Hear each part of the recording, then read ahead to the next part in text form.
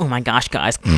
Illuminati confirmed. Hello, everyone, and it's time to begin yet another Star vs. the Forces of Evil episode analysis. In the last discussion, we got a bit of a preview of Eclipsa, the Queen of Darkness. Quite honestly, I had no idea they were gonna reach back on the subject of Eclipsa this soon, which is a totally good thing. By the way, there's something that I had forgotten to mention in my last analysis, and that's the fact that the spades are like upside down hearts. And of course, there could be a possibility that the huge monster in the background holding Eclipsa might be an ancestor of some sort in relations with Tom. This assumption can be justified simply by looking at their features and guessing that they're both demons. Remember, Eclipsa's wedded love was described as a monster. It wasn't exactly confirmed to be a demon. Eclipsa, queen of Muni, to a Mumin king was wed, but took a monster for her love, and away from Muni fled. But on the other hand, they have the two demon-like horns, pointed ears, and well, that's all I got. Tom has been around this season more than ever, so I guess I wouldn't be too surprised to see him more involved on things like this. But moving right along, the episode included some small but yet quite interesting details that weren't too easy to miss. First is the subtle appearance of Toffee when one of the commissioners are adjusting the different camera channels. The first channel seems to be an advertisement for the Quest Buy store, then there's Toffee looking like a lawyer again. This may be a lead confirming that he is indeed alive, but in a completely different dimension, I guess. And by looking at the background closely, you can determine that this is indeed the exact same entrance of Ludo's castle. But wait, didn't the castle friggin' explode? How is that possible? Is this a joke? Are there infinite realities like in Rick and Morty or something? Well, I just can't straight up lie to you and claim that I know any better. He could be in the past in a dimension where the explosion didn't happen, or maybe the castle really didn't blow up. Perhaps the blast radius from the wand's explosion probably only exploded those who weren't within a certain proximity of the spell cast. And like many eye catchers have seen before, Toffee has been exposed to reading a book that explains the different features of the wand. So yeah, I'm pretty sure this guy knew exactly what he was doing. But with all that being said, there's no doubt in my mind that Toffee is in front of the castle that was acknowledged before as completely demolished. The only thing that makes me scratch my head the most is the fact that in the end of Storm the Castle, we even saw Toffee's lawyer coat. How was he wearing that in the projection? Oh my gosh, my theories are bombing. We also learned that Glossaryck has been around for ages, and yes, this was referenced in the previous episode. But did you know that Eclipsa is Queen Butterfly's great-great-great-great-great-great-great-great-grandmother? And yes,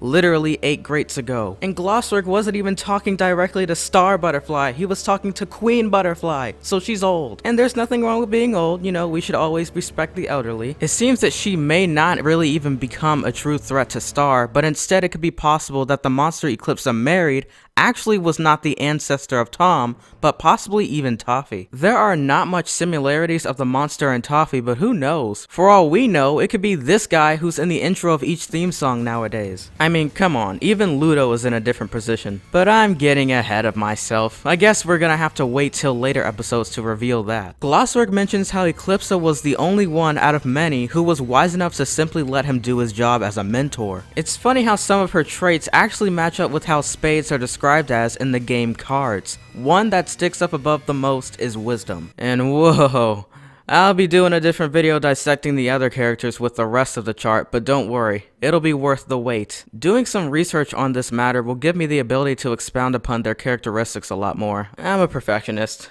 What can I say? Okay, now back to the conversation between Glossaryck and Queen Butterfly. Glossaryck explains to her that she'll just have to trust Star and let her grow on her own. And that Star is different from her mother, so it will take different methods to teach her, which also goes with this chart, but I'm not gonna spoil anything till the separate video. After that, Glossaryck transports back and realizes that Star has already read the chapter. Even though he was afraid that Star would be the one to fall for the grasp of learning dark magic, it was Marco instead. And here's the scary part about this entire thing. The ending may look silly, but this actually sort of confirms something about Marco. He's power hungry. Marco is a nice and very kind-hearted person, but in the episode Monster Arm, we got to see for the very first time just how twisted he could become with mad power. This ending resembles that side once more, and like other theorists have claimed before, Star and Marco may one day go against each other. That's the end of this part, but don't fret because the second part is in session.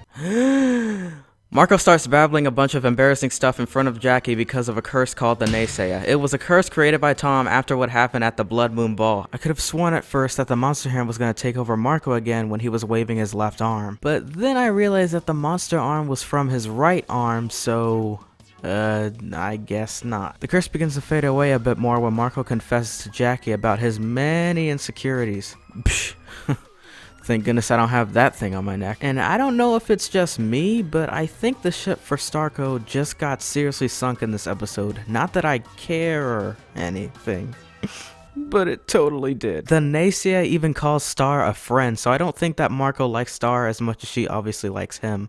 The robot confirmed it. The book even explains that the Naysaya is only activated when the victim attempts to ask out their true love. So, yeah.